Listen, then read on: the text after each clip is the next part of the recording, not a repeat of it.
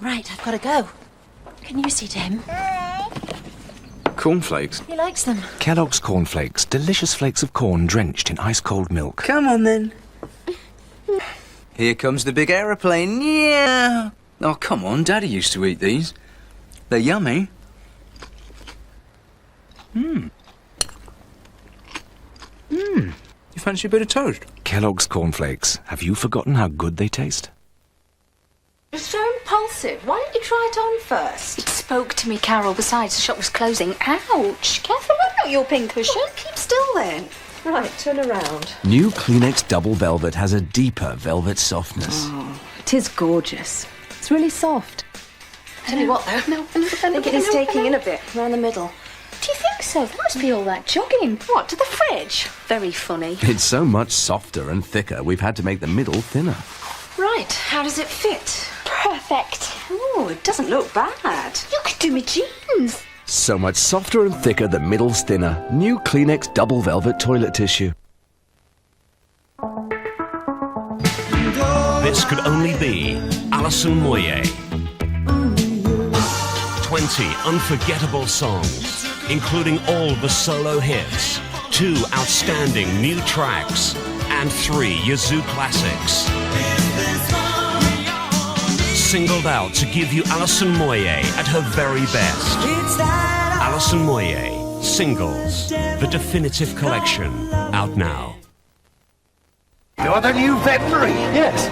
You'll be off to see Mrs. Drummond then. Well, yes. Oh, be easy.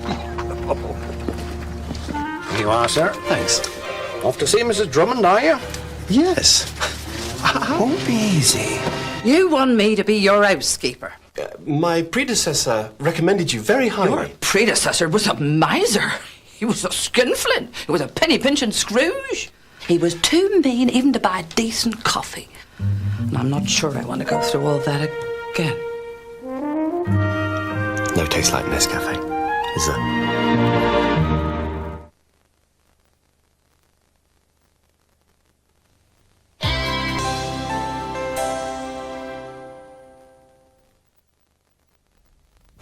Next week, Glamorize your life with GMTV. Travel to the Bahamas for Liz Earle's bikini diet. Glamorize your life. Work out with Mr. Motivator on a luxury liner. Glamorize your life. Wake up to the absolutely glamorous Johnny Depp and chart toppers Wet, Wet, Wet. Glamorize your life. Join Amanda Reddington in Marbella and hit the London scene with Leslie Joseph. It's absolutely glamorous all next week on GMTV.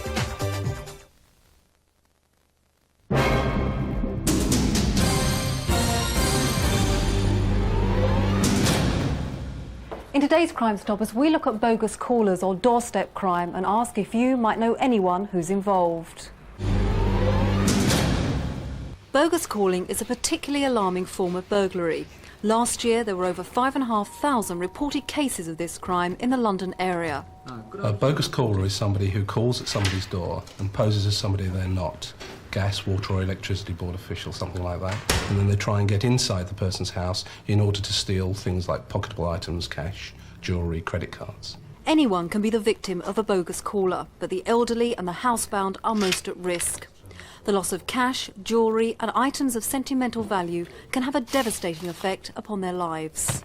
The bell rang, I went to the door, opened the door, and the man said he was from the water board. He said, could he go to the kitchen, take the dishes out so that he could turn the water cock off.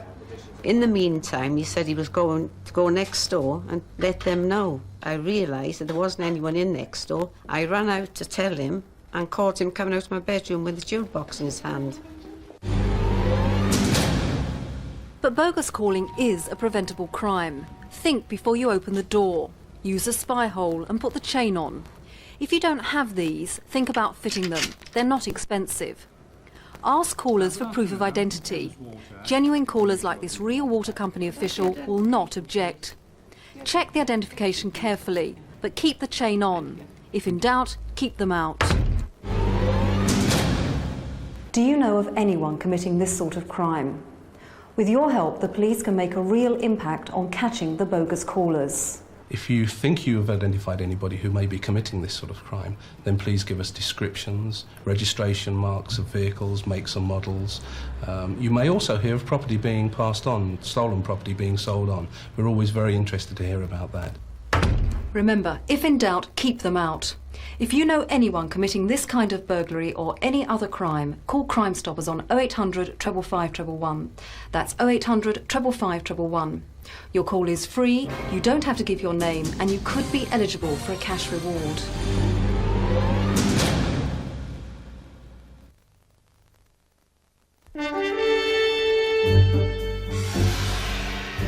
Rosie and Jim go Morris dancing at the start of Children's ITV in just under 10 minutes. After we check on the news, starting at ITN.